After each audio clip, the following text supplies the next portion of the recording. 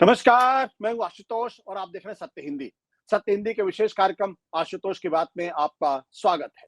बातचीत शुरू करने के पहले एक छोटी सी अपील। सत्य हिंदी एक कोशिश है ईमानदार, निडर और निर्भीक पत्रकारिता की। हम अपने लाखों दर्शकों के शुक्रगुजार हैं जो लाखों की संख्या में हमारे कार्यक्रमों को देखते हैं और हमारी हौसला अफजाई करते हैं। हम उनसे एक और छोटी सी गुजारिश करना चाहते हैं कि आप न केवल हमारे कार्यक्रम देखें बल्कि संभव हो सके तो आप हमारे वीडियोस को बड़ी मात्रा में डिस्ट्रीब्यूट करें, सर्कुलेट करें और शेयर करें ताकि ईमानदार पत्रकारिता ज्यादा से ज्यादा लोगों तक पहुंचे। और अब आज की बातचीत शुरू करते हैं। आज दरअसल एक बहुत ही विषम विषय पर हम बातचीत करना चाहते हैं। देश की अर्थव्यवस्था को लेकर बातचीत करना चाहते हैं। इसलिए करना चाहते हैं क्योंकि भारत की अर्थव्यवस्था को लेकर एक तरफ बहुत बड़े-बड़े दावे किए जा रहे हैं कि भारत दुनिया की सबसे तेज गति वाली अर्थव्यवस्था है। ये कहा जा रहा है बहुत जल्द भारत जो है दुनिया की तीसरी सबसे बड़ी अर्थव्यवस्था हो जाएगी। दुनिया की जो बाकी बड़ी अर्थव्यवस्थाएं हैं उनसे हम आगे निकल जाएंगे। फिर ये भी कहा जा रहा है कि भारत के अंदर बड़ी संख्या में पिछले 10 सालों में लोग गरीबी रेखा से ऊपर उठे हैं। सरकारी आंकड़ा और दावा तो ये भी कहता है कि तकरीबन 24.8 करोड़ लोग मल्टी डायमेंशनल पॉवर्टी से पिछले 2014 से लेकर 2023 के बीच में आगे आए हैं। अगर इतनी बड़ी संख्या में अगर लोग गरीबी की रेखा से ऊपर आए हैं तब तो ये कहा जा सकता है कि भारत में गरीबी की स्थिति अब बहुत बेहतर हो गई है और बहुत कम लोग गरीबी की रेखा के नीचे हैं। लेकिन दूसरी तरफ ये दावे किए जा रहे हैं कि दरअसल भारत के अंदर जो इनइक्वालिटी है वो बहुत तेजी के साथ बढ़ रही है। भारत के अंदर जो अरबपतियों की संख्या है, बिलियनियर की संख्या है, वो दुनिया में इस वक्त तीसरे नंबर पर पहुंच गई है। इतनी बड़ी संख्या में भारत के अरबपति बढ़ते जा रहे हैं। तो एक तरफ ये दावा किया जा रहा है कि भारत की अर्थव्यवस्था तेज है लेकिन इनइक्वालिटी बहुत तेजी के साथ बढ़ रही है।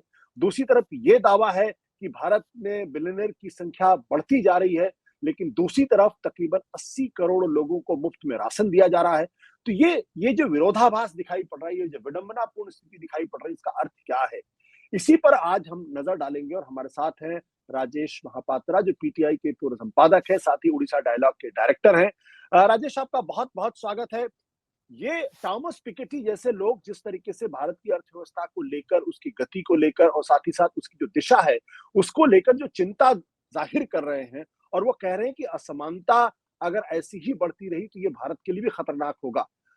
दूसरी तरफ सरकार के बड़े दावे जैसा कि मैंने कहा, तो आपको क्या लगता है, क्या स्थिति है वाक़ई में इस वक़्त? देखिए, मैं अब जो थॉमस पिकेटी कह रहे हैं और जो बहुत सारे लोग हमारे देश में जो अर्थशास्त्री हैं, जो अर्थव्यवस्था को बड़ी करीबी से देखते हैं और समझते हैं, सब लोगों का मानना है कि असमानता बहुत तेजी से बढ़ रही है, हुँ, जिसको हम इनइक्वालिटी कहते हैं। यानी कि आपके जो हमारे जो देश की जो अर्थव्यवस्था है, वो उसकी ग्रोथ हो रही है, लेकिन जो ग्रोथ हो रही है, उसके जो फ़ायदे हैं, वो ज़्यादातर कुछ चंद लोगों को जाते हैं और ज़्यादातर लोगों को उसके वैसे फ़ायदे नहीं जाते हैं, जिसके कारण ये व्यवधान जो है, वो बढ़ते जा रहा है। हुँ। तो सवाल ये है कि व्यवधान अगर बढ़ रहा है, तो इससे दिक्कत क्या है? सरकार के लोग भी जो है, सरकार के सलाहकार जो हैं, जो हमारे मुख्य अर्थनैतिक सलाहकार है, चीफ इकोनॉमिक एडवाइज़र है अनंत नारायण, उन्होंने ही ये जो आज हम ये आंकड़ों को लेकर बात कर रहे हैं, उसके पीछे जो कारण है, वो यही है कि दिल्ली में अभी थॉमस पिकेटी जो विश्व के एक जाने-माने अर्थशास्त्री है, वो आए हुए थे। उनके साथ एक जो पैनल डिस्कशन था, वहाँ पर हमारे कुछ सरकार के 3 अर्थशास्त्री वहाँ पे थे। उनमें से एक हमारे चीफ इकोनॉमिक एडवाइज़र थे। उन्होंने कहा कि हमें ये इनइक्वालिटी बढ़ने पर ज़्यादा चिंता करने की आवश्यकता नहीं है। हमें ध्यान देनी चाहिए, गरीबी हमारी कैसे कम हो रही है, और उन्होंने कहा कि हमारे गरीबी हिंदुस्तान के अंदर बहुत कम हुई है। पहले ये बात को समझ लेते हैं कि सचमुच क्या गरीबी कम हुई है? अगर कम हुँ। हुई है तो किस मात्रा में कम हुई है? ये हुँ। पहला सवाल है, उसके बाद हम लोग बातें करेंगे कि इनइक्वालिटी अगर बढ़ता है तो क्यों बढ़ता है? तो जो ज़िक्र राजेश किया। अपने राजेश अपने दर्शकों को मैं डेटा बता दूं कि दरअसल जो मुख्य आर्थिक सलाहकार है, उनके हिसाब से, भारत सरकार के हिसाब से 2014 से 2023 के बीच में जो गरीबी रेखा से ऊपर लोग आए, यानी मल्टी डायमेंशनल पॉवर्टी, उससे ऊपर आने वालों की संख्या 24.8 करोड़ है। और राजेश ने जिस ओर इशारा किया कि जो मुख्य आर्थिक सलाहकार ने ये कहा था उस पैनल डिस्कशन में कि गरीबी में कमी, ना कि असमानता, समावेशी विकास का प्रमाण है। यानी गरीबी में जो कमी हो रही है, ये दरअसल इंक्लूसिव ग्रोथ है। वो अच्छी बात है। इनइक्वालिटी की बात उतनी महत्वपूर्ण नहीं। जी राजेश। नहीं, ठीक है। सबसे पहले देखिए, ये जो आंकड़े दे रहे हैं ये अभी, ये जो मल्टी डायमेंशनल पॉवर्टी आपने जिक्र किया, आपके दर्शकों को ये थोड़ा सा बता दें कि ये चीज एक्चुअली क्या है। ये कॉन्सेप्ट अभी नया कॉन्सेप्ट है, यूनाइटेड नेशंस के द्वारा लाया गया, कि गरीबी जो है, हम नापते थे कि भाई एक आदमी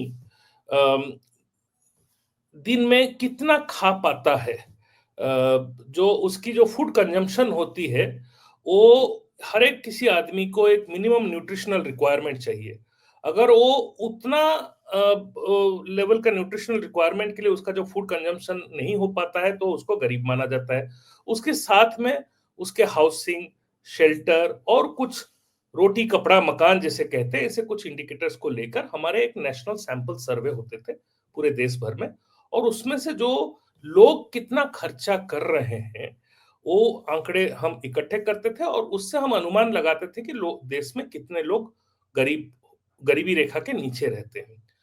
ये कॉन्सेप्ट बदल दिया गया 2018 में। ये जब डेटा आया, तो वो डेटा इतना चौंकाने वाला था, क्योंकि जो दरअसल में जो गरीबी को लेकर जो क्लेम की जाती है, जरूर उस डेटा में ऐसे कुछ फाइंडिंग्स हुए हैं जो कि सरकार को फेवर नहीं कर रहा था।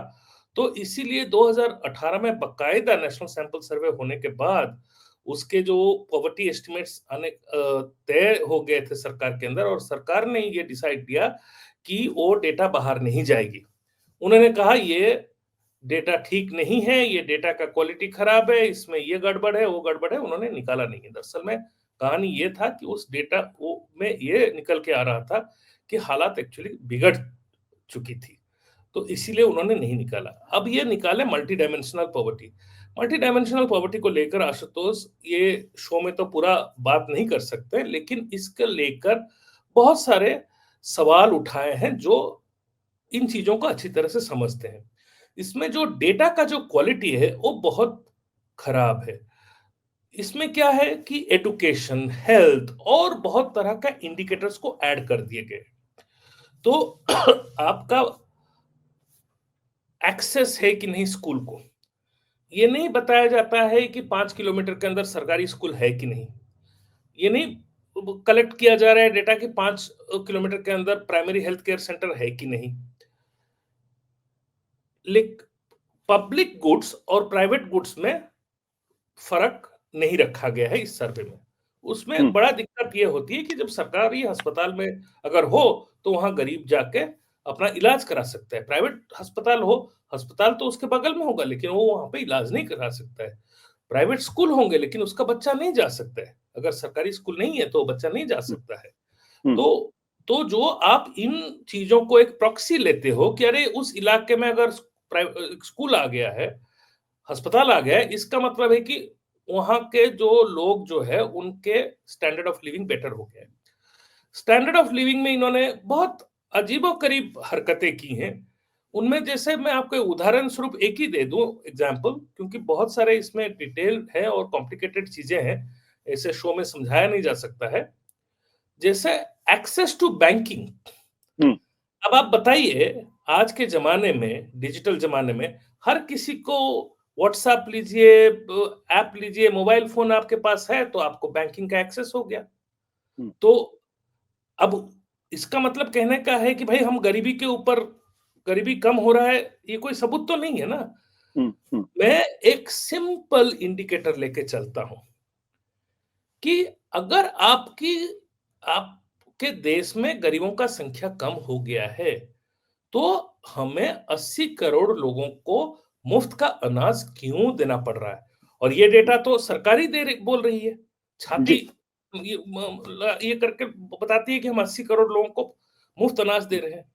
अब बताइए, मुफ्त अनाज के ऊपर कौन डिपेंड होता है? क्या हुँ, गरीब आदमी होता है ना। देखिए, हुँ, ये इतना बेहुदा बात है कि लोग ये नहीं सोचते हैं बात करते वक़्त, हर भिखारी गरीब होता है, हुँ, लेकिन हर गरीब भिखारी नहीं होता है। हुँ, वो वो मेहनत करता है, अपना हक के लिए लड़ता है, वो भिखारी नहीं होता है। लेकिन आपने हर गरीब को इस देश में भिखारी बना दिया, हुँ, जो कि आपकी मुफ्त के अनाज की इंतज़ार कर रहे हैं हर महीने। तो इसीलिए सरकार में जो लोग हैं, खास करके हमारे चीफ इकोनॉमिक एडवाइजर को ऐसे तर्क करना शोभा नहीं देता है। हुँ, अब आते हैं कि मुझे नहीं लगता है कि हमें आंकड़ों के ऊपर जाना नहीं चाहिए आशुतोष। हुँ, हमारे जो दिल्ली, बॉम्बे शहर में हम लोग रहते हैं, यहाँ से निकल के अपने कंफर्ट ज़ोन से निकल के हम 20-30 किलोमीटर चले जाएँ, कई बार तो 20-30 किलोमीटर भी जाने की ज़रूरत नहीं है, 2-3 किलोमीटर जाके आप स्लम्स वगैरह में चले जाइए। हुँ, आप अगर 10 साल पहले जाते थे, 5 साल पहले जाते थे और आज जा रहे हैं, तो आप फ़र्क देख सकते हैं कि और खाली ये नहीं है कि लोगों के पास अगर टेलीविज़न आ गया, लोगों हुँ, की quality of life, standard of life दिनों-दिन जी। खराब होते जा रहा है। तो इसके लिए आंकड़ों की ज़रूरत नहीं है, जिस दिन ये सरकार मेरा सिर्फ़ एक ही चीज़ कहना है, ये 80 करोड़ लोगों को अनाज दिया जा रहा है, मुफ्त का हुँ, अनाज। ये 80 करोड़ से तो हिंदुस्तान के अंदर कम गरीब है ही नहीं, हुँ, क्योंकि जो मुफ्त का अनाज लेता है, वो मजबूरन लेता है। वो मजबूरन लेता है। आप उसमें कुछ चंद लोग होंगे जो ऐसे ही मुफ्त का मार लेते होंगे, अलग बात है, लेकिन मोटा-मोटा वो मजबूरन मुफ्त का अनाज सरकार से जी। ले रहा है और वो एक शर्मनाक हुँ। बात है हमारे देश के लिए। बट राजेश, सरकार एक तरफ ये भी कहती है कि भई अगर भारत में विकास नहीं हो रहा होता और तो भारत जो है वो यहाँ पे अरबपतियों की संख्या नहीं बढ़ती और उनका दावा ये है कि अमेरिका और चीन के बाद इस वक़्त सबसे ज़्यादा जो बिलियनेयर हैं वो इंडिया में हैं। अगर उनके आंकड़ों के ऊपर नज़र डालें तो 2022 में भारत में 154 बिलियनेयर यानी अरबपति थे और 2023 में ये संख्या 153 यानी 1 कम हुई। लेकिन 2024 में 185 और ये जो 185 संख्या है वो अमेरिका और चीन के बाद सबसे ज़्यादा बिलियनियर भारत के अंदर दिखाई पड़ते हैं। तो फिर ये आंकड़ा क्या कहता है? और अगर इस आंकड़े की तुलना अगर थोड़ा-सा और करें कि ग्रोथ किस तरीके से हो रही है, तो पिछले साल की तुलना में अगर अरबपतियों की संख्या में जो बढ़ोतरी है, वो 21% की है और पिछले साल की तुलना में जो अरबपतियों की जो वेल्थ है, संपत्ति है, उसमें 42.1% की ग्रोथ दिखाई पड़ रही है। और अगर पिछले 9 सालों में देखें, तो अरबपतियों की संख्या में 123% की ग्रोथ दिखाई पड़ रही है। तो अगर हिंदुस्तान में गरीबी बढ़ रही है, तो फिर बिलियनियर की संख्या क्यों बढ़ रही है? उनकी जो वेल्थ है, वो कैसे बढ़ रही है? राजेश? एकदम हुँ, अभी वही वही इसी बात पर हम बात करना हुँ, चाहते थे हुँ, कि इनइक्वालिटी कैसे बढ़ रही है और हिंदुस्तान की आर्थिक अभिवृद्धि अच्छा खासा रहने के बावजूद भी हमारे यहाँ गरीब क्यों हैं? क्योंकि जो मैंने आपको कहा आशुतोष, अगर आप देखें तो और यही चीज़ थॉमस पिकेटी साहब कह रहे हैं। हुँ, वो कह रहे हैं कि भाई आप सरकार अपना जो टैक्सेशन डेटा है, वो टैक्सेशन डेटा कौन कितना शुल्क सरकार को देता है, वो क्यों नहीं बताती है? उसका हुँ, खुलासा क्यों नहीं करती है? क्योंकि देखिए गरीब लोग तो टैक्स नहीं देते हैं, टैक्स देते हैं मध्यम वर्ग के लोग।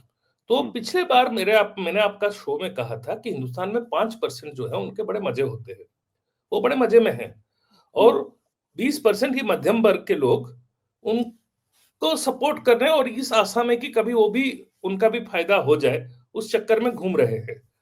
और बाकी जो है, वो गरीबी में उनके दिन गुज़र रहा है।